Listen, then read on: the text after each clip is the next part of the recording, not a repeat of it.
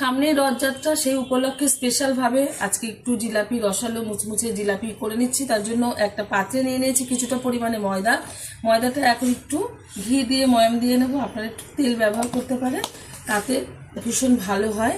আর খাওয়ার সময় কিন্তু ঘিয়ের সেন্টও আসে। ভালোভাবে ডলে ডলে ময়াম দিয়ে নিচ্ছি। ময়দাটা ময়াম দিয়ে নিয়েছি। এখন আস্তে আস্তে জল দিয়ে একটা ব্যাটার তৈরি করে নেব। খুব পাতলা না, খুব ঘন না, যেরকমভাবে মানে জিলাপি বানাতে গেলে লাগে ব্যাটার, সেরকমভাবে ব্যাটারটা তৈরি করে নিচ্ছি। ভালোভাবে কিন্তু ব্যাটারটা ফেটিয়ে নিতে হবে। খুব ভালোভাবে কিন্তু একটু সময় নিয়ে এরকম করে ফেটাতে হবে, তবেই কিন্তু ফুলবে আর মুচমুচে হবে।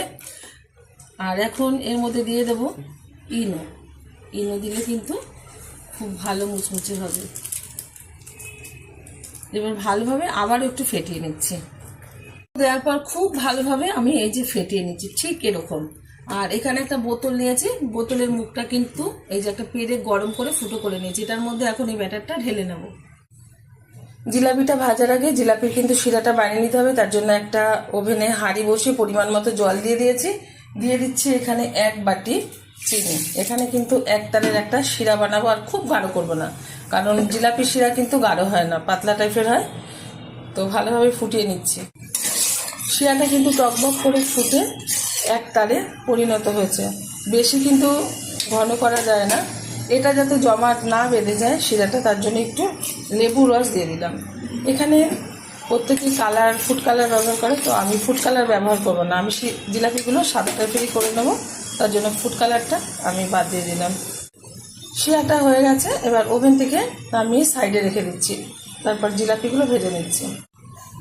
জিলাপিগুলো ভাজার জন্য ওভেনে কড়াই বসিয়ে তাতে দিয়ে দিয়েছি বেশ কিছুটা পরিমাণে তেল।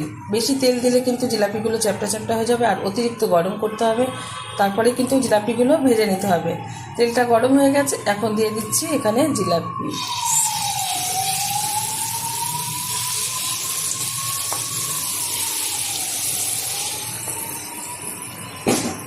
এখন নাড়বো না, অটোমেটিক ফুলে উপরে উঠবে।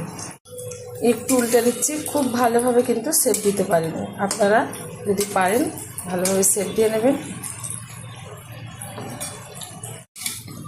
জিলাপিগুলো কিন্তু খুব সুন্দরভাবে ভাজা হয়ে গেছে। তুলে নিচ্ছি।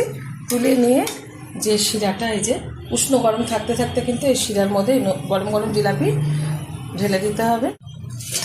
ঢেলে দিচ্ছি, একটু হাতা দিয়ে একটু চেপে দিচ্ছি। 1 মিনিট মতো রাখার পর তুলে নেব একটা প্লেটে। বেশি রাখলে কিন্তু একদম নরম হয়ে যাবে। এই যে 1 মিনিট মতো হয়ে গেছে, এবার তুলে নিচ্ছি একটা প্লেটে। সেমভাবে যেগুলি